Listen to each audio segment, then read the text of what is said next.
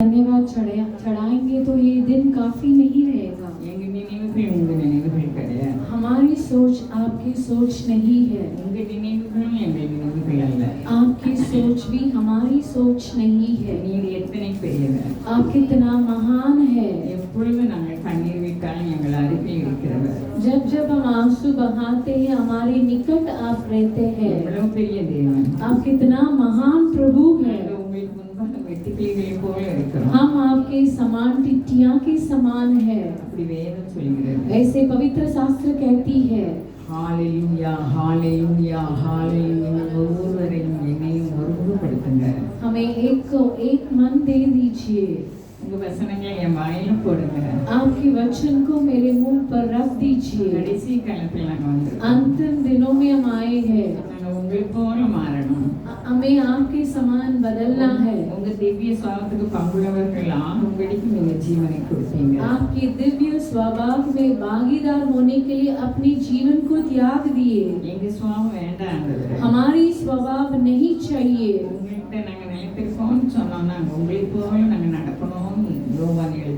योहाना ऐसा लिखते हैं कि यदि आपके अंदर हम चलते हैं तो आपके समान होना चाहिए। हमें हर एक को आपके दिव्य स्वभाव पर भागीदार होना चाहिए। हमारी जरूरतों को आप पूरा करने वाले हैं। हमारी रुकावट को सभी को आप बदलेंगे। आप अपने वचन पर सच्चा है। आप चाहते हैं कि हम मसीह में होना चाहिए। मांस किसी के लिए भी लायक नहीं है।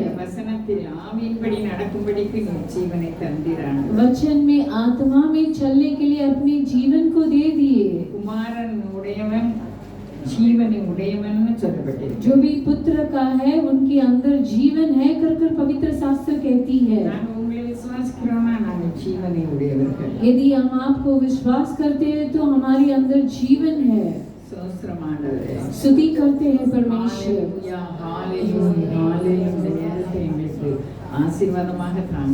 इस समय को आशीषदायक बना दीजिए। आप बातें कीजिए। वचन को सुनकर उसके अनुसार चलने के लिए अनुग्रह कीजिए। यीशु के मीठी मधुर नाम से मांगते हैं। फिर से आप सभी को यीशु मसीह के नाम से बधाई।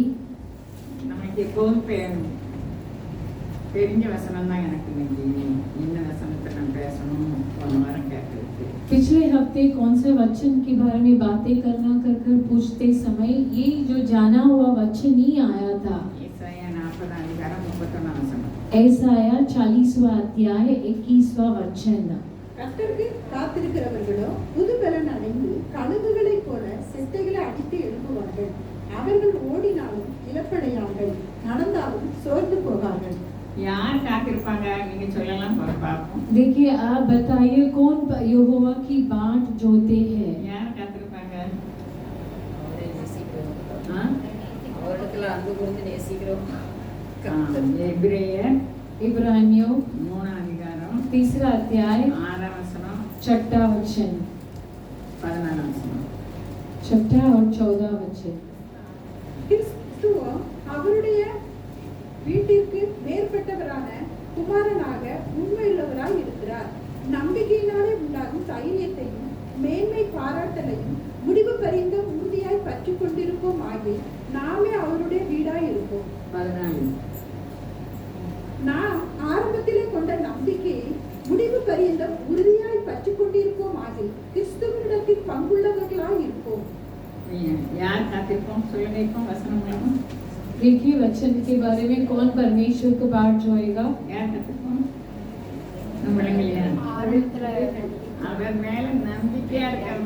जो भी उनके ऊपर भरोसा करते हैं। हम सोचते हैं कि हम परमेश्वर के ऊपर भरोसा रखते हैं कर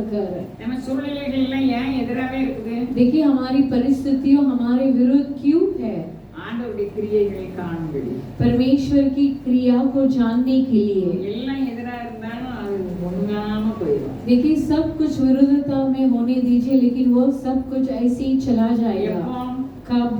அவரை நாம் उनके ऊपर भरोसा रखते समय। அல்லேலூயா हालेलुया। 1 பேதுரு 1:5 பாப்போம். पहला पत्रस पहला अध्याय 5वां वचन। கடைசி காலத்திலே வெளிப்பட ஆயத்தப்பட்டிருக்கிற ரட்சிப்புக்கு ஏதுவாக விசுவாசத்தை கொண்டு தேவனுடைய பலத்தினாலே காக்கப்பட்டிருக்கிற உங்களுக்கு அந்த சுதந்திரம் பரலோகத்தில் வைக்கப்பட்டிருக்கிறது.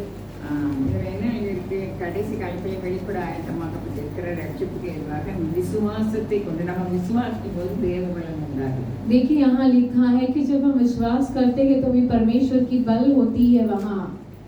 அவரை நம்பும் போதுதான் நம்மளுக்கு தேவ பலன் கிடைக்கும். उनके ऊपर आशा रखते समय हमारे अंदर परमेश्वर की बल होती है। எபிரேயர் 11:1 வாசிப்போம். इब्रानियों 11 अध्याय पहला वचन पढ़िए। விசுவாசமானது நம்பப்படுகிறவைகளின் உறுதியும் காணப்படாதவைகளின் நிச்சயமாய் இருக்கிறது. நம்பப்படுகிறவர்களின் உறுதி நம்பிக்கை நம்மளுக்கு. जो भी उसके ऊपर भरोसा रखता है, आशा रखता है। காணப்படாதவைகளின் நிச்சயம். நம்மளுக்கு जो अनदेखी है उसकी निश्चय है। எல்லாம் தீமையா இருக்குது, ஆனா நம்மளுக்கு காணல. ஆனா நம்மளுக்கு என்ன கிடைக்க போகுது? தீமை நன்மையாக மாற போகுது. वो सब अनदेखी वस्तुएं है, हमारी बुराई सब अच्छाई में बदलने वाला है। நம்பப்படுகிறவைகளின் உறுதி. நம்ம என்ன நம்புகிறோம்? अनदेखी वस्तुओं का प्रमाण है। हम किसके ऊपर विश्वास रखते हैं? ஆண்டவருக்கு எல்லாமே லேசான காரியம். परमेश्वर के लिए सभी कुछ आसान कार्य है। இப்ப நம்ம நம்பும்போது அந்த நம்பிக்கையில உறுதியா இருக்கும்போது அவருடைய வீடா இருப்போமா? देखिए यदि परमेश्वर के ऊपर आस्था और भरोसा रखते समय उसका घर हम बन जाते हैं। அவர் வீடுனா அவர் தங்கும் நம்ம ஆலயம். उनका घर माने जो परमेश्वर निवास करते हैं वो जगह। எபிரேயர் 3:14 சொல்லுது, நம்ம நம்பிக்கை உறுதியாய் பற்றி கொண்டிருந்தோம்னா அவரிடத்தில் பங்குள்ளவர்களாக ஆவோம். इब्रानियों 3 अध्याय 14 वचन में ऐसा लिखा है कि क्योंकि हम मसीह के भागीदार हुए हैं, यदि हम अपने प्रथम भरोसा पर अंत तक दृढ़ता से स्थिर रहेंगे। அவர்கிட்ட நமக்கு பங்கு இருக்குது. हम उनके भागीदार हैं। அவர் எவ்வளவு பெரியவர். देखिए वो कितना महान है। நம்ம வேதவாடம் வாசிக்கும்போது கேட்டோம். हम पवित्र शास्त्र पढ़ते समय हम सुने थे। அவர் பூமி உருண்டையில என்ன செஞ்சுட்டு இருக்காரா? உட்கார்ந்துட்டு இருக்காரு. परमेश्वर पृथ्वी पर विराजमान है। வீற்றிருக்கிறவர். वो विराजमान है। அப்போ பூமி எவ்வளவு பெருசு, அதுல வீற்றிருக்காங்க. देखिए पृथ्वी कितना बड़ा है, परमेश्वर उस पर विराजमान है। அந்த பூமி குடிகள், அந்த குடிகள்லாம் எப்படி இருக்கும்? நம்ம देखिए हम सब कैसा है, उनके सामने टिटिया के समान है। வெட்டுக்கிளி போல இருக்கும். टिटिया के तुल्य है। நமக்காக ஒருவர் இருக்காரு. हमारे लिए एक व्यक्ति है। ரெண்டு ராஜ்யம் இருக்கு. दो राज्य है, ஒன்னு தேவராஜ்யம், இன்னொன்னு பிசாசின் ராஜ்யம். एक परमेश्वर का राज्य है, दूसरा शैतान की राज्य நம்ம है। எதுக்கு பங்கு வேணும்? हम किसके भागीदार हैं? காத்திருந்து கஷ்டப்படுவோம். நம்ம बाट जोते जोते हम तकलीफ उठाते हैं। அதான் சொல்லி கர்த்தருக்கு காத்திருக்கிறவர்கள். जो भी परमेश्वर की बाट जोते हैं அவங்களுக்கு என்ன கிடைக்கும்? उन्हें क्या मिलता है? பலன் கிடைக்கும். नया बल प्राप्त करते हैं। அவங்க சோர்ந்து போக மாட்டாங்க. वह नहीं थकते हैं। ஆண்டவர் சொல்றாரு, परमेश्वर यहाँ कहते हैं, நான் எல்லா பிரபுக்களை மாயையாக்கிடுவேன். मैं सभी प्रभुओं को माया कर दूंगा। நான் எத்தனையோ தடவை வேணும் மனத்திற்கு இந்த வசனம் எனக்கு அவர் இந்த 22ஆம் வசனம். 22वां वचन। அவர் அவர் வானங்களை பூமி உருண்டையின் மேல் வீற்றிருக்கிறவர். அதன் குடிகள் வெட்டுக்கிளிகளைப் போல இருக்கிறார்கள்.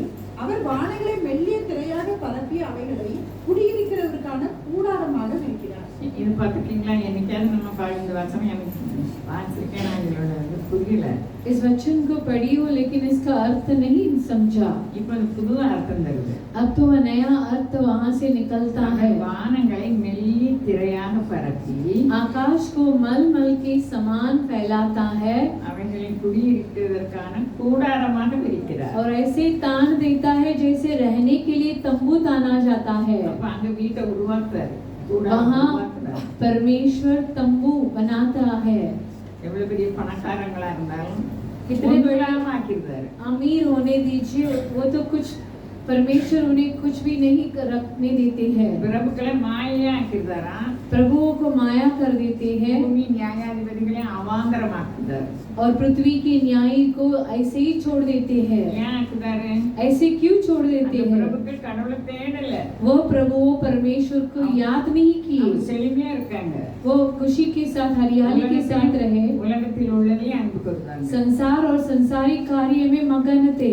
நியாயாதிபதிகள் சரியான நியாயம் விசாரிக்கல, जो भी न्यायाधीश थे अच्छे न्याय नहीं बताए। அவங்களை அவாந்தரமாக்குகிறார்। परमेश्वर ने ऐसे ही त्याग दिए हैं। அவங்களை விதைக்க இனிமே அவங்களை நாட்ட மாட்டார்। परमेश्वर उन्हें अभी नहीं खड़ा करेंगे। இதெல்லாம் சொல்லிட்டு ये सब बताकर இப்படி இருக்க என்னை யாருக்கு ஒப்பிடுவீர்கள்?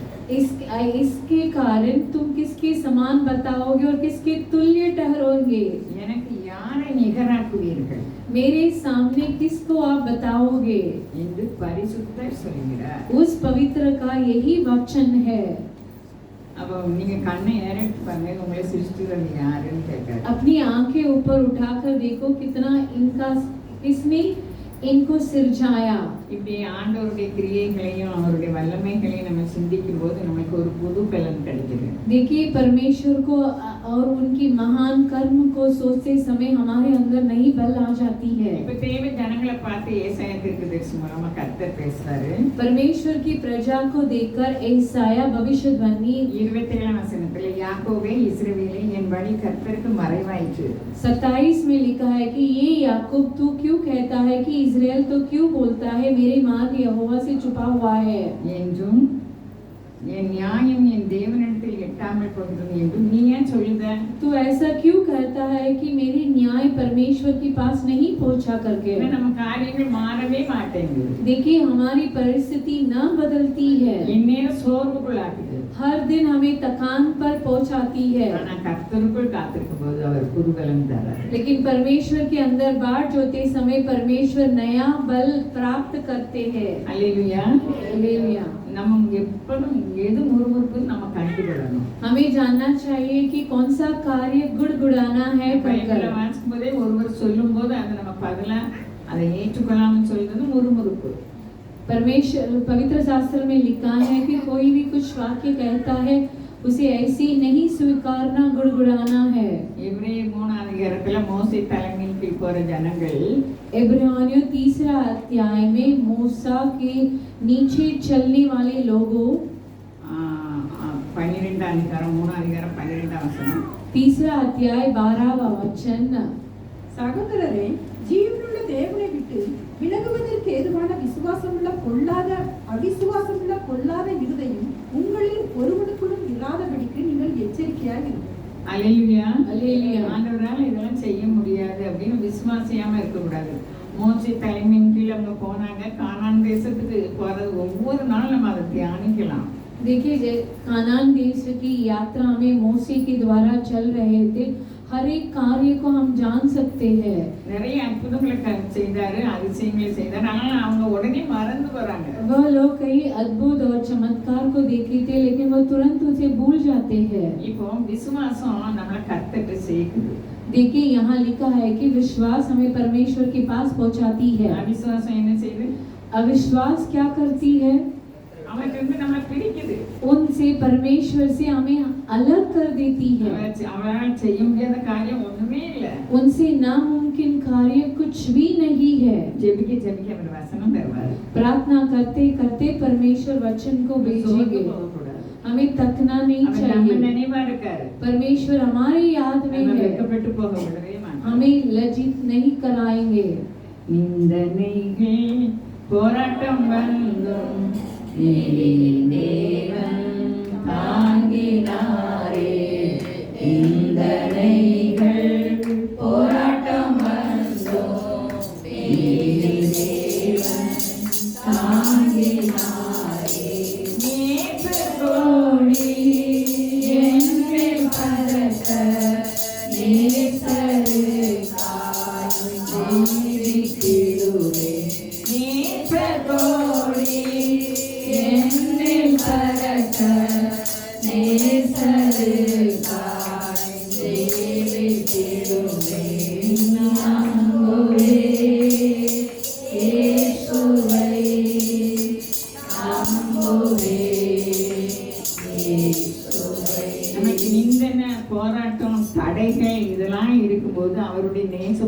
மேல என்ன செய்து यदि हमारे पास निंदा अपमानित कार्य विरुद्धता आते समय परमेश्वर की स्नेह की झंडा फैलाती है। இந்த பாட்டு படிப்பவர் சொல்றாரு நேசத்துடைய என்மேல் பிறக்க நேசருக்காக நான் ஆளுவேன் நான் ஜீவிப்பேன்னு சொல்றாரு। इस गीत का गायक ऐसे गाते हैं कि स्नेह करने वाले की परमेश्वर की झंडा मुझ पर फैला है, मैं उनके लिए बाट जोता हूँ कर कर। ஜெப நேரத்துல நான் அழுது படிப்பேன்। मेरी प्रार्थना के समय में इस गीत को गा कर मैं गीत गाकर रोती हूँ। இந்த பாட்டுல எவ்வளவு பலம் இருக்குது। देखिए इस गीत में कितना सामर्थ्य है। கண்மலைகள் பெரும்படியாய் கர்த்தர் என்னை கரம் பிடித்தார். கண்மலைகள் பெயர்க்கும்படியாய் கர்த்தர் என்னை கரம் பிடித்தார். காத்திருந்து பலனடைந்து கடுகு போல பறந்திடுவே. காத்திருந்து பலனடைந்து கடுகு போல பறந்திடுவே. நம்புவே இயேசுவை நம்புவே.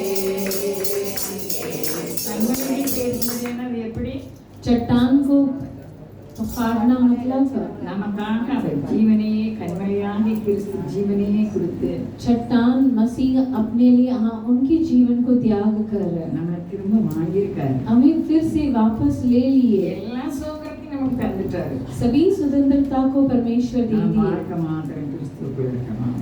केवल हमारी जिंदगी मसीह के अंदर होना चाहिए। கிறிஸ்துவுக்குள் யாரெல்லாம் இருக்காங்களோ அவங்கெல்லாம் வாக்குத்தத்தங்கள் ஆம் என்றும் ஆமென் என்றும் இருக்கிறது। जो भी मसीह के अंदर है वो सब वायदा मसीह के अंदर कर आमीन कर है। 2 கொரிந்தியர் 1:20 அதான் சொல்லுது। दूसरा कोरिन्थियों 1:20 वचन उसी को कहता है। ஏன்னா நம்ம கிறிஸ்துவுக்குள் இருக்கும்போது அவருடைய வாக்குத்தத்தங்கள்லாம் இல்லவே இல்லை। यदि हम मसीह के अंदर है तो उनकी आज्ञा सब हाँ कर है, नहीं कर नहीं है। அவர் பாடுதாரு அத்திமரம் துளிராமல் நாட்டு மந்தை முதலத்தாலும் அத்திமரம் துளிர்விடாமல் ஆட்டு மந்தை முதலத்தாலும் கர்த்தருக்கு காத்திருப்போம் வெட்கப்பட்டு போவதில்லை. நம்ம கர்த்தருக்காக இருந்தா நம்ம வெட்கப்பட்டு போவோமா? यदि हम परमेश्वर की बात जाएंगे तो हम लज्जित होंगे क्या? நாங்க வீட்டாங்க எல்லாம் நாங்க நாசம் அப்படின்னு நாங்க நாசமாக இருந்தோம்।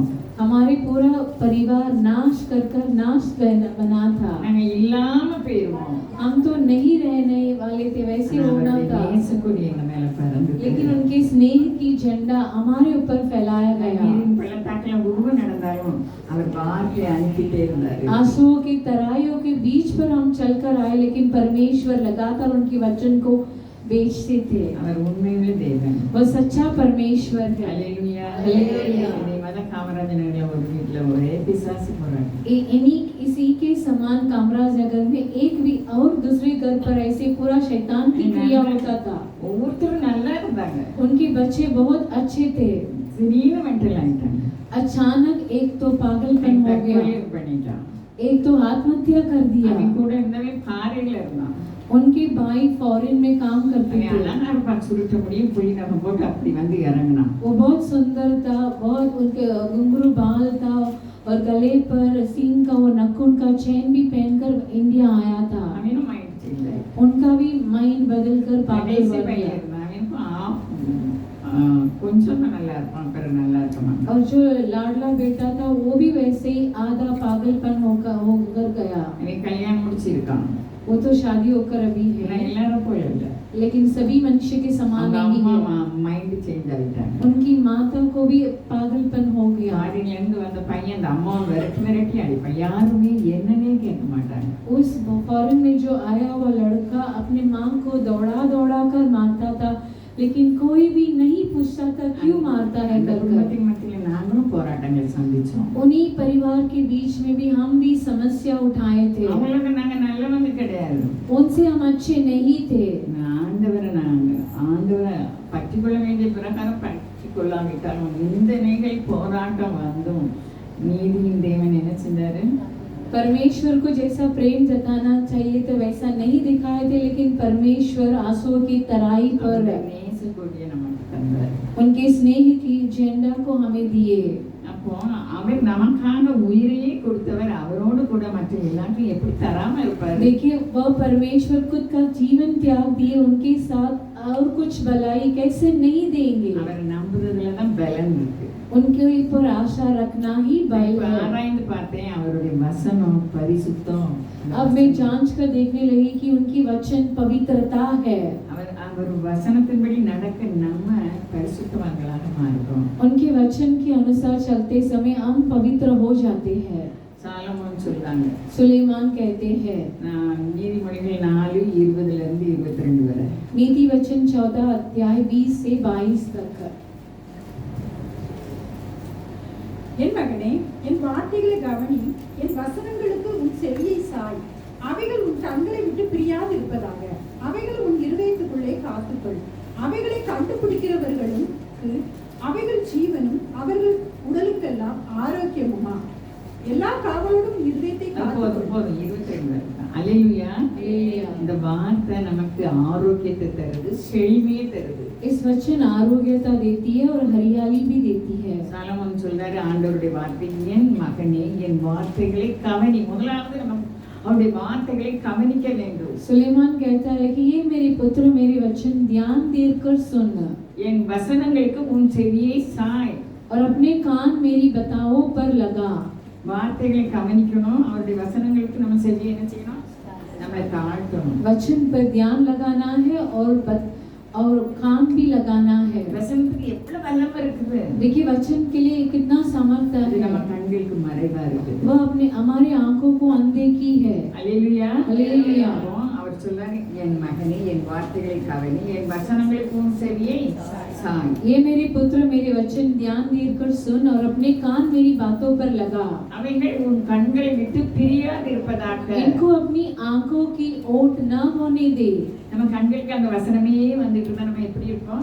देखिए हमारी आंखों पर वही वचन लगातार आती रहती तो हम कैसे அதை रहेंगे அசை போடுவோம். और उसे वो मनन करेंगे। அந்த கண்களை விட்டு போகவே கூடாது. வசனம் அவ்வளவு வல்லமை, அவ்வளவு ஆசீர்வாதம். वह हमारी आंखों की ओट से न होने दे, उसके अंदर इतना सामर्थ्य और इतना महान क्रिया है। கண்களை மாத்திரம் இல்ல, உன் இருதயத்துக்குள்ளே காத்துக்கொள். केवल अपने आंखों के नहीं, अपने मन में धारण कर। இப்ப நம்ம எல்லாம் கேட்டுட்டு இந்த வசனத்தின்படி அந்த வல்லமையை நம்ம அறிஞ்சோம்னாதான் அவைகளை கண்டுபிடிக்கிறவர்களுக்கு அவைகள் ஜீவனும் ஆரோக்கியமும். देखिए इस वचन को हम सब जो सुन रहे हैं, क्योंकि जिनको वो प्राप्त होती है वो उनकी जीवित रहने का ஜீவன்னா செழுமை. நம்ம வாழ்க்கைக்கு உண்மைக்குரிய வாழ்க்கைக்கு வேண்டிய எல்லாவற்றையும் நமக்கு தராது. जीवन मतलब ये शारीरिक कार्य सब कुछ परमेश्वर हमें देते हैं, आशीष देते हैं। உடலுக்கெல்லாம் ஆரோக்கியம். और शरीर के लिए चंगाई। ஒருவர் சொல்றாரு, அவர் புக்கில் எழுதாரு, एक व्यक्ति अपनी पुस्तक पर ऐसे लिखते हैं, அவர் யூதர், वो यहूदी है, அவர் நர்ஸா இருந்தாரு, और वो नर्स की काम करते थे, மிலிட்டரியில நர்ஸா இருந்தாரு. मिलिट्री में नर्स थे। அவர் பாலைவனத்துல அவங்க நர்ஸ் வேலை பார்க்கும்போது அவங்களுக்கு தோல்வியாக இருந்துச்சு. देखिए रेगिस्तान पर वहाँ काम करते समय उनके शरीर पर उनके एक एलर्जी बीमारी हो गई। டாக்டர் எல்லாம் கைவிட்டாங்க. डॉक्टर सब उन्हें त्याग दिए। இவங்க அப்போ அவங்க கொஞ்சம் ஆண்டவரை பார்த்தாங்க. तब वो परमेश्वर को देखने लगे, பைபிள் பூரா வாசித்தாரு. पूरे पवित्र शास्त्र को पढ़ लिए। எனக்கு இந்த வியாதிக்கு மருந்து இருக்குதா? मेरे इस बीमार के लिए, चमड़े के बीमार के लिए कुछ औषध है क्या? மிலிட்டரியில வேற கைவிட்டாங்க. मिलिट्री पर इन्हें त्याग दिए। இவர் பைபிளை வாசிக்கும்போது கோடி விட்டுட்டு எங்க ஆரோக்கியம் இருக்கு, எங்க சுகம் இருக்குன்னு பார்த்தாரு. இந்த நீதிமொழிகள் இருக்குது. पवित्र शास्त्र को यहाँ वहाँ ढूंढ कर पढ़ने लगे कि चंगाई कहाँ है कर नीति वचन को भी पढ़ने लगे। மாத்திரை ஒரு நாளைக்கு நம்ம 3 தடவை சாப்பிடுறோம்.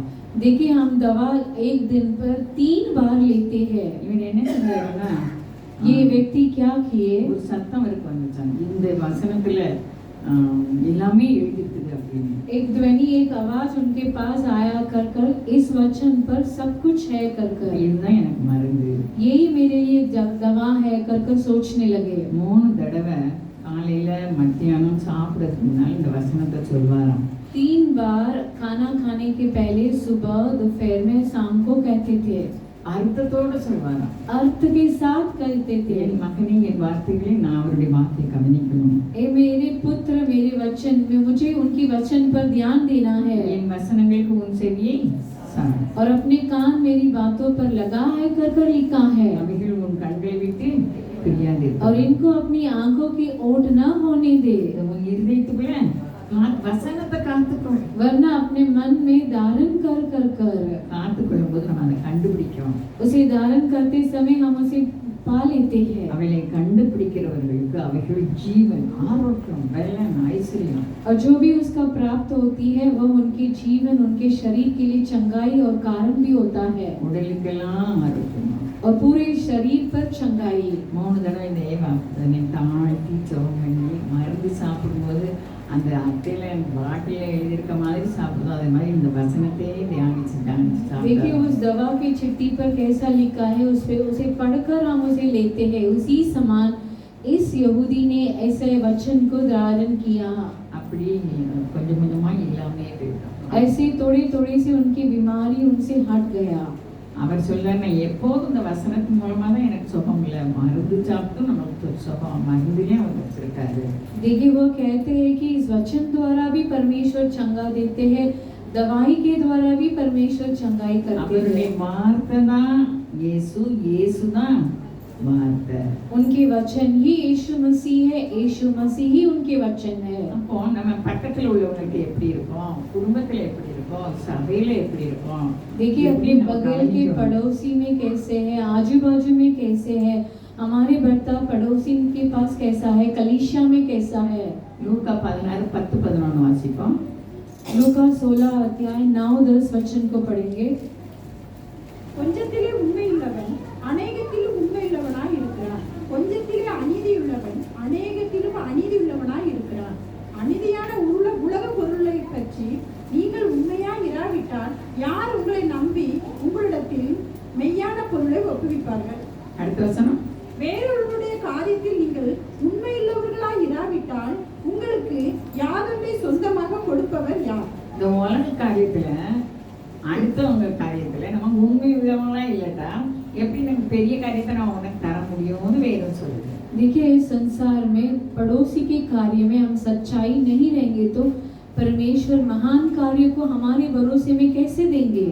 நம்ம பைபிள் பூரா அதை தான் சொல்லுது, உன்னை போல நீ பிறனை நேசி. पूरे पवित्र शास्त्र में वैसा ही लिखा है कि अपने समान दूसरों को भी स्नेह करना कर कर. நம்ம பிள்ளைகள் ஒரு தப்பு செஞ்சுட்டா நம்ம யார்கிட்டயே சொல்லுவோமா? यदि हमारे बच्चे कुछ गलत करेंगे तो हम दूसरे को बताएंगे क्या? சொல்லுத பெற்றோர் முட்டாள் பெற்றோர் இருக்காங்க. ऐसे मूर्ख எத்தனை பேர் நம்ம माता पिता भी है अपने बच्चे के बारे में बताते हैं. பற்றி அடுத்தவங்களுக்கு சொல்றவங்க நிறைய பேர் இருக்காங்க. कई लोग हैं अपने बच्चे की बुराई को दूसरे को बताते हैं. எல்லாரும் சொல்ல மாட்டாங்க. सभी लोग वैसे नहीं இப்ப बता நம்ம पाएंगे. பிள்ளைகளை மற்றவங்களுக்கு சொல்லாம இருந்தா மற்றவங்க பிள்ளைகளை என்ன செய்யக்கூடாது? சொல்லக்கூடாது. अपने बच्चे की गलती दूसरे के पास नहीं बताते तो दूसरे बच्चे की गलती भी नहीं बताना चाहिए. ஆண்டவர் ஓமையாக சொல்றாரு. ये परमेश्वर नमूना के द्वारा बताते हैं. மற்றவங்க காரியத்துல உண்மை இல்லைன்னா உங்களுக்கு நம்ம யார் பெரிய காரியத்தை தர முடியும்? यदि दूसरों की पड़ोसी की कार्य पर आप सच्चाई नहीं रहेंगे तो परमेश्वर महान कार्य हमारे हाथों में कैसे देंगे? 2 கொரிந்தியர் 5:21 சொல்லுது. दूसरा कोरिन्थियों 5:21 ऐसा बताता है, நமக்காக அவர் பாவமாகி 5:21 நாம் அவருக்குள் தேவனுடைய நீதியாகும்படிக்கு பாவம் அறியாத அவரே நமக்காக பாவமாக்கினார். நமக்காக பாவமாகி அவருடைய நீதி நமக்குடைய நீதியாக மாற்றிட்டார். देखिए वह हमारे पाप ठहराए कि हम उसमें होकर परमेश्वर की धार्मिकता में बन जाए. நீதிமான்னு நம்ம கேட்போம், அந்த நீதிமானா நம்ம மாற்றிட்டார். धार्मिक कर कर सोचते हैं, उसी धार्मिकता में परमेश्वर हमें बदल देते हैं. நீதிமொழிகளை நீதிமானுக்கு என்னெல்லாம் கொடுக்கப்படும் சொல்லியிருக்காது நம்மளுக்கு உண்டு. देखिए नीति वचन में धार्मिक के लिए क्या क्या दिया जाएगा कर कर लिखा है, वह सब हमारा है. நீதியின் வாழ்வுக்கு விசுவாசம் தான் அஸ்திபாரம். धार्मिकता के जीवन पर विश्वास ही नींव है. அந்த மோசையின் தலைமையில போனவங்க பூரா கீழ்ப்படியவே இல்லை. मूसा के नीचे जो भी गए थे वो आज्ञा पालन नहीं किए. தேவன் அவங்களுக்கு எகிப்தியருக்கும் இவங்களுக்கும் வித்தியாசத்தை காண்பிச்சும் அவங்களுக்கு அவிசுவாசம் உள்ள பொல்லாத இருதயம் நம்ம வாசித்தோம். देखिए परमेश्वर मिस्र लोग और इनके लिए अलग कार्य दिखाए थे लेकिन इनके अंदर बुराई था. அவரை நம்பலன்னா அதுக்கு பேர் என்னது? अविश्वासम. यदि हम परमेश्वर के ऊपर भरोसा नहीं रखेंगे उनका नाम है अविश्वासी. அதுக்கு பொல்லாத இருதயம் சொல்லி. उसके लिए लिखा है कि बुरा हृदय. हालेलुया. हालेलुया. விசுவாசம் கர்த்தரோட நம்மை இணைக்கிறது. विश्वास परमेश्वर से मेल मिलाप कराती है. நம்ம ஒவ்வொரு காரியத்துக்கும் சோர்ந்து போகாம கர்த்தருக்கு நம்ம காத்திருக்கணும். देखिए हमारे हर एक कार्य को न तकते हुए परमेश्वर से बाट जोड़ना चाहिए. பூமியின் கடையாந்தரங்களை சிருஷ்டித்த கர்த்தராகி அநாதி தேவன் சோர்ந்து போறதில்லை. என்னால் செய்ய முடியாத காரியம் ஒண்ணுமே இல்லை, நான் சோர்ந்து போக முடியாது, உங்களுக்கு நல்லதே தான் செய்வேன்னு சொல்றாரு. यहाँ लिखा है कि जो भी पृथ्वी को बनाया वह सृष्टि द्वारा कभी न तकते कर அவருடைய புத்தி ஆராய்ந்து முடியாது.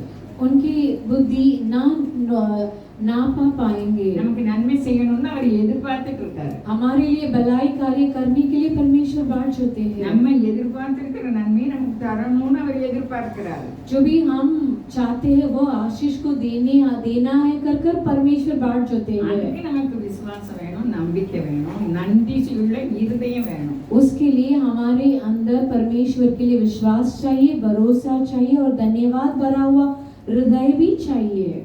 நமக்கு ஒவ்வொரு காரியத்துக்கும் நன்றி சொல்லும்போது நமக்கு சரீரத்திலும் ஒரு பலன் கிடைக்குது. देखिए हर एक कार्य को परमेश्वर के पास धन्यवाद चढ़ाते समय हमारे शरीर के अंदर बल होती है. அன்னைக்கு லூக்கா 19 அதிகாரத்துல நம்ம சகை வராது. लूका 19वां अध्याय में सकै वहाँ जकरिया आता है. 19 वचन. அவர் எரிகோவில் பிரவேசித்து அதன் வழியாக நடந்து போகையில் ஆயக்காரருக்கு தலைவனும் ஐஸ்வர்யமாய் இருந்த சகோ என்னப்பட்ட ஒரு மனுஷன் இயேசு எப்படிப்பட்டவரோ என்று அவரை பார்க்க வகை தேடினான். அவன் புள்ளவனானபடியால் ஜனக்கூட்டத்தில் அவனை காணக்கூடாமல் அவர் எப்படிப்பட்ட ஐஸ்வர்யவானா? वो कैसा था? धनी था, सरदार था. அவன் ஆயக்காரர்கள்லாம் என்னது தலைவர், வரி வசூலிக்கிறவங்களுக்கெல்லாம் கேட்டு அவர். वो चुंगी लेने वाला का सरदार था और धनी था. इंग्लिश बाइबल कलेक्टर में इंग्लिश के पवित्र शास्त्र पर कलेक्टर कर लिखा है. कलेक्टर ही है. இவர் இயேசு பற்றி கேள்விப்பட்டோம், தெரிஞ்ச போது கேட்க செய்தி. हम तो लगातार इस वचन को सुनते आए हैं. இன்னைக்கு நான் அவரை ஆராய்ந்து பார்த்தேன். आज मैं परमेश्वर को जांच कर देखी. அவர் ஐஸ்வர்யவானா இருக்காரு, தலைவனா இருக்காரு. ஆனா जक्कई को जांच कर देखी. वो चुंगी लेने वाले की सरदार था, धनी व्यक्ति था. அப்படிதான் நான் நினைக்கிறேன். वैसे ही मैं सोचती हूँ. ஏன்னா இயேசு பற்றி கேள்விப்படுறாரு. इस जक्कई यीशु मसीह के बारे में सुनता है. அவர் எப்படிப்பட்டவரோன்னு நினைக்கிறாரு. वो सोचता है कि ये मनुष्य कैसा है कर அவர் கட்ட நமக்கு எல்லாருக்கும் இந்த செய்தி தெரியும். वह ये वचन हम सब जानते हैं. वो परमेश्वर है. அவர் தயார் நிலையில இருக்காரு. ஏன்னா இயேசு எப்படிப்பட்டவரோ, அவர் எப்படிப்பட்டவரோன்னு என்ன நினைச்சாரோ. इस जक्कई नामक सोचने लगा कि यीशु मसीह कैसा मनुष्य कर सोचने लगा. அவர் போற வழியில மரத்துல ஏறி वो यरीहो की प्रवेश करते समय वो एक वृक्ष पर चढ़कर, அவரால் பார்க்க முடியாதுல, वो तो नाटा था, इसके लिए वो परमेश्वर को नहीं देख पाएगा. மரத்துல ஏறி பார்த்தாரு. इसलिए वो पेड़ पर चढ़ गया. அத்தனை ஜனங்கள் மத்தியில சகையும் அவர் பார்த்தாரு. उनके उस बीच पर यीशु मसीह जक्कई को देखते हैं. அவர் இருதயத்தை காண்கிறார். वो हृदय को देखने वाला परमेश्वर. அவர் நொந்து போய் இருக்காரு. वो तो पूरा परिस्थिति में था. இயேசு பற்றி இப்படிலாம் சொல்லுவாங்க. यीशु मसीह के बारे में ऐसे कहते हैं. அவர் எப்படிப்பட்டவர்னு பார்க்கணும். उसे देखना है वो कैसा मनुष्य है कर அவர் அண்ணாந்து பார்த்து சகை நான் உன் வீட்டில் நிற்கணும் சீக்கிரமா சொல்றாரு. वो जक्कई को देखकर कहा कि तुरंत नीचे आ, आज तेरे घर पर ठहरना है. அவங்க கூட தான் போறாங்க. அவங்க முருகருக்காங்க பாருங்க. चेले यीशु मसीह के पास ही जाते हैं लेकिन वो गुड़गुड़ाने लगते हैं. அவன் உடனே சீக்கிரமா இறங்கி 6ஆம் வசனம் வாசிக்கிறேன். 6 वचन को पढ़ती हूँ. சந்தோஷத்தோட அவரை அழைத்து கொண்டு போனான். वो तुरंत उतरकर आनंद से उसे अपने घर ले गया. அடுத்த அடுத்த வசனம் என்ன சொல்லுது? அதை கண்ட யாவரும் இவர் பாவியான மனுஷனுக்கு கண்மூடி போனார் என்று என்ன செய்தாங்க? 7वां वचन में ऐसा लिखा है कि ये देखकर सब लोग कुड़कुड़ाकर कहने लगे, वह तो एक पापी मनुष्य के यहाँ जा उतरा है। நம்ம ஆத்மாக்கள் குறித்து எச்சரிக்கையா இருக்கணும். ஆண்டவர் நன்மை செய்கிறவராக சுற்றி திரிந்து சொன்னார். எந்த பேச்சிலும் நமக்கு முறுமுறுப்பு வரவே கூடாது. भलाई करते घूमते समय परमेश्वर ने कहा है कि किसी कार्य पर हम कुड़कुड़ाना नहीं चाहिए। हमारी आत्माओं के बारे में चेतावनी के साथ रहना चाहिए। ஆண்டவர் மோசே மூலமா சொன்னாங்க, கானான் தேசம் உங்களுக்கு நீங்க சுதந்திரிச்சிருங்க, நீங்க போய் பார்த்துட்டு வாங்கன்னு ஆண்டவர் தான் சொன்னார். परमेश्वर मूसा द्वारा कहने लगे कि आप कानान देश को देखकर आए, उसे स्वतंत्रता कर दीजिए कर। ஏன்னா இவங்க ஓங்கிய புயமும் பலத்த கரத்தோட இவங்க போறாங்க. देखिए महान परमेश्वर के साथ और बड़े हाथों के साथ जा रहे हैं। இன்னைக்கு எனக்கு உங்களுக்கு அவருடைய ஓங்கிய புயமும் பலத்த கரமும் இருக்குது. देखिए मेरे लिए और आपके लिए परमेश्वर की महान हाथ है। நம்ம அவருடைய கட்டளைகளின்படி நடக்கணும். हमें उनकी आज्ञा के अनुसार चलना चाहिए। வசனம் என்ன சொல்லுது? वचन क्या कहती है? அதுக்கு நமக்கு செவியை சாய்க்கணும். उसके लिए हमारे कान लगाना चाहिए। இவங்க ஆண்டவர் கூட இருக்குது தெரியாம நாங்க கானான் தேசத்துக்கு போனதும் இல்ல, நீ எனக்கு எங்களுக்கு செல்வியை தந்ததும் இல்லைன்னு போராடுறாங்க. देखिए ये झगड़ने लगते हैं कि हम कानान देश को नहीं देखे, हम उसे स्वतंत्रता नहीं कर पाएंगे कर झगड़ने लगते हैं। அதை பார்த்துட்டு நாங்க போக முடியாது, நாங்க வெட்டிகளின் போல இருப்போம். நமக்கு தெரிஞ்ச சம்பவம் 10 பேர் அப்படி துர்ச்செய்தி பரப்புறாங்க. ये संभव हम जानते हैं कि वो वापस आते समय कहने लगा कि हम उसे स्वतंत्रता नहीं कर पाएंगे क्योंकि हम उनके सामने टिटिया के समान है कर 10 लोग बुरा संदेश फैलाए थे। அவரால செய்ய முடியாத காரியம் ஒண்ணுமே இல்ல. उनसे नामुमकिन कार्य कुछ भी नहीं है। நம்ம ஜெபம் பண்ணணும், நன்றி சொல்லணும். நம்ம வேலை இதுதான். हमारे काम क्या है? प्रार्थना करना और धन्यवाद चढ़ाना है। பார்த்துக் கொள்வார். परमेश्वर सब कुछ देख लेंगे। போன தடவை யாபேஸ் ஊருக்கு போகும்போது எனக்கு ஆண்டவர் வசனம் தந்துட்டாரு, ஆனா அந்த வசனத்தின் வெளிச்சம் வர மாட்டேங்குது. देखिए पिछले बार याबेस पासवान गांव गए थे, परमेश्वर वचन भेजे थे, लेकिन मुझसे नहीं हो पा रहा था। நான் எப்போ சொல்வேன், பேசுறது லேசான காரியம் நான் மனசுல நினைப்பேன். मैं लगातार हृदय पर सोचती कि बातें करने वाला बात करना आसान कार्य है, முடியாத காரியமா இருந்தது. लेकिन वो नामुमकिन था। என் பிள்ளைகள் எல்லாம் வீட்டுல இருந்தாங்க. मेरे सभी बच्चे घर पे थे மருமக்களும் இருந்தாங்க और मेरे बहुओं भी थे। நான் அவங்ககிட்ட என்ன சொன்னேன்னா, எனக்கு கொஞ்சம் குறுக்கு வழிக்கு நான் தனிமையா போய் கொஞ்ச நேரம் படுக்கைன்னு சொல்லி நான் தெரியாம இருந்து 35 நிமிஷம் ஜெபம் பண்ணேன். देखिए मेरा पीठ दर्द कर रहा कर उनसे अलग होकर मैं 35 मिनट प्रार्थना करने लगी। 35 நிமிஷம் தான் பண்ணேன். केवल 35 मिनट प्रार्थना करने लगी। मैं तो बहुत थक गई। பேசுறது லேசான காரியம் நினைச்சிட்டு இருந்தேன். मैं सोच रही थी वचन प्रचार करना आसान कार्य है कर என்னால முடியல, मुझसे नहीं हो रहा था। அப்படின்னு வந்து சொல்லும்போது எனக்கு அந்த வசனத்தின் பிரசித்தத்தை எனக்கு விளக்கினார். वह मैं तब कर प्रार्थना करते समय वचन के महान कार्य को परमेश्वर प्रकट किए। லேசான காரியம் உமக்கது லேசான காரியம், லேசான காரியம் உமக்கது லேசான காரியம். பலமுள்ளவன் பலனற்றவன் யாராயிருந்தாலும் உதவிகள் செய்வது லேசான காரியம். நமக்கு எல்லா காரியத்தையும் செய்வார், செய்யாம இருக்கவே மாட்டார். என் வாழ்க்கையை நான் பார்த்திருக்கேன். सभी कार्यों को परमेश्वर ही करेंगे। मेरी जिंदगी में मैं उसे अनुभव की हूँ। நம்ம மற்றவங்களுக்கு நிந்தையா இருந்திருக்கலாம், நம்ம அருவருப்பா இருந்திருக்கலாம், यदि हम दूसरों के लिए निंदा बनकर तुच्छ बनकर रह सकते हैं, ஆனா அவர் பார்வைக்கு பிரியமானவர். लेकिन उनके नजरों में हम प्रिय है। நம்ம கண்ணீர் விடும்போது அவர் கண்ணீர் விடுகிறார். हम आंसू बहाते समय परमेश्वर भी खुद आंसू बहाते हैं। நம்ம கவலைப்பட தேவை இல்ல. हमें चिंतित रहकर अवश्य नहीं है। அவர் என்ன நொந்து போனாரு, மரத்துல ஏறிட்டு இருந்தாரு. देखिए इनके बारे में ज़करी हम नहीं जानते, वो पेड़ पर चढ़ने लगा। நீ வா, உன் வீட்டுல வந்து தங்குவோம். तू उतर कर आ, मेरे तेरे घर पर मुझे ठहरना है। அவரை நம்பிதான் அவர் பார்க்க இயேசுவை தான் எப்படிப்பட்டவரோன்னு அவர் நம்பியிருக்கார். देखिए इनके भरोसा यीशु मसीह कैसा है कर विश्वास था, ஆனா மனுஷர்கள் ஏற்றுக்கொள்ளல. ஏ பாவி, लेकिन वहाँ के लोग इन्हें नहीं स्वीकार किए, कहने लगे कि ये पापी मनुष्य है कर। பைபிள் பூரா பார்க்கிறோம், அவரை போல் மன்னிக்கிறவர் யாருமே இல்லை. पूरे पवित्र शास्त्र पर हम देखे हैं कि उनकी समान पापों को क्षमा करने वाला कोई और है ही नहीं। நம்மளும் மன்னிக்க கற்றுக்கொள்ளணும், हम भी क्षमा करने के लिए सीखना चाहिए, கற்றுக்கொள்ளணும். प्रेम जताने के लिए सीखना चाहिए। அல்லேலூயா, அல்லேலூயா। அவர் எவ்வளவு செல்வமே நமக்கு வச்சிருக்காரு, நம்ம கண்களுக்கு மறைவா இருக்குது. देखिए परमेश्वर हमारे लिए कितनी आशीष को रखे हैं, वह सब हमारी आंखों के लिए अनदेखी है। இவன் பாவியான மனுஷன், இவர் கூட போறாரு, அவருடைய ஒரே பார்வை, நான் என்ன தப்பு செஞ்சாலும் நான் என்ன செய்தேன், நாளை தனியா என்ன செஞ்சிருக்கேன், கொடுத்துருக்கேன். देखिए परमेश्वर की एक ही नजर उन्हें अलग कर दिया कि कहने लगा कि चौथा बार मैं दूसरों को दे जिससे अन्याय होकर लिया हूँ वापस दे दूंगा कर। எனக்குள்ள பாதி நான் ஏழைகளுக்கு கொடுத்தேன். எப்படி வருது பாருங்க. और ऐसे भी कहने लगा कि अपनी आधी संपत्ति कंगालों को मैं दे देता हूँ। நம்ம நற்கிரியைகளை செய்வதற்கு அவருடைய செய்கையா இருக்கிறோம். हम अच्छे कर्म को करने के लिए हम परमेश्वर की समान है। அவர் பார்த்த பார்வை இவருக்கு நற்கிரியை செய்ய தோன்றுச்சு. परमेश्वर की एक नजर इनके अंदर इनके ऊपर पड़ा तो अच्छे कर्म करने के लिए उन्हें मिला। நற்கிரியை மாத்திரம் இல்ல, ரோமர் 12:1 சொல்லுது. केवल अच्छे कर्म नहीं, रोमियो 12:1 में लिखा है। நம்மையே ஜீவபலியாக ஒப்பு கொடுக்கணும், அதுதான் புத்தியுள்ள ஆராதனை. यहाँ लिखा है कि कौन सा बुद्धिमान की आराधना है, अपने आप को ही जीवन की बलिदान के तौर पर चढ़ाना चाहिए। சாப்பிடுறதுக்கு நம்ம நன்றி சொல்லணும்.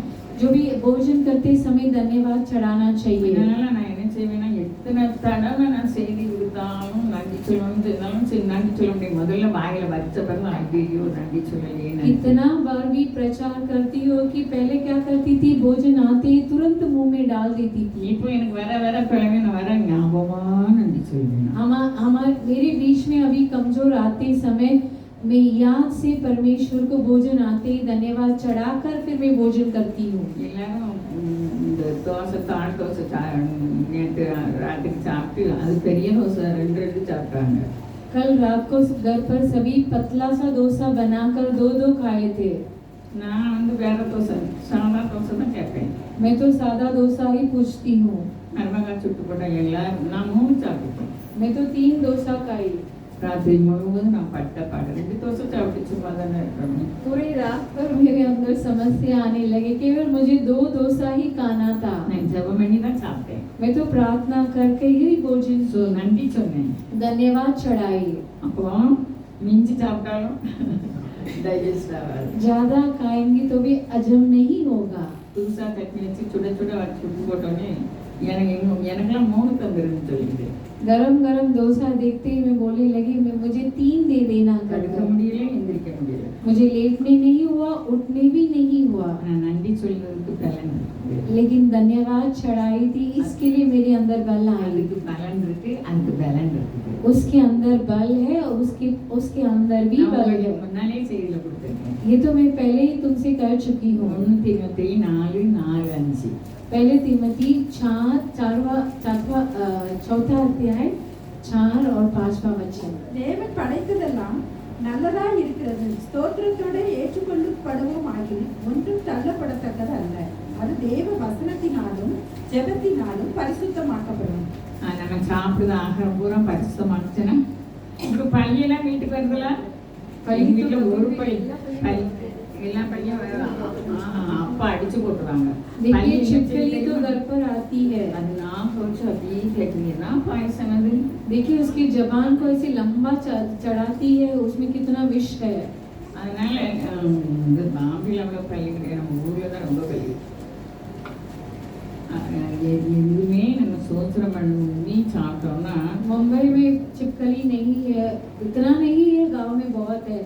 हमें किसी भी भोजन को प्रार्थना कर भोजन करना है, அது பரிசுத்தமாக்கப்படுது. वो पवित्र बन जाता है। அப்போ நம்ம ஜெபம் பண்ணி நம்ம சாப்பிட்டாலும் கூட அவருக்கு மகிமை செலுத்தணும். 1 கொரிந்தியர் 10:31 சொல்லுது. 1 கொரிந்தியர் 10:31. पहला कोरिन्थियर 10:39। ஆகையால் நீங்கள் புசித்தாலும் குடித்தாலும் எதை செய்தாலும் எல்லாவற்றையும் தேவனுடைய மகிமைக்கென்று செய்யுங்கள். இதே 10:31 வாசிக்கலாமா? நம்ம குடிச்சாலும் சாப்பிட்டாலும் எதை செய்தாலும் யாருக்கு மகிமை வரணுமா? கர்த்தருக்கு மகிமை வரணும். जो भी हम पिएंगे खाएंगे किसके लिए महिमा देना चाहिए? परमेश्वर के लिए ही महिमा देना நானும் चाहिए. உங்க கூட தான், நானும் உங்களை மாதிரி இதெல்லாம் செஞ்சோம்னா ஜீவ வாசனையா இருக்கும். मैं भी आप ही के समान हूँ, मैं भी ऐसी कार्य करूंगी तो हमारे जीवन में सुगंध आएगी. நீதிமொழிகள் 10:4 வாசிப்போம். नीति वचन 10:4 को पढ़िए. சோபர் கையால் வேலை செய்கிறவன் ஏழையாவான், சுறுசுறுப்புள்ளவன் கையோ செல்வத்தை உண்டாக்கும். இந்த வாக்குத்தத்தங்கள் எல்லாம் யாருக்குரியது? इस वायदा सब किसका है?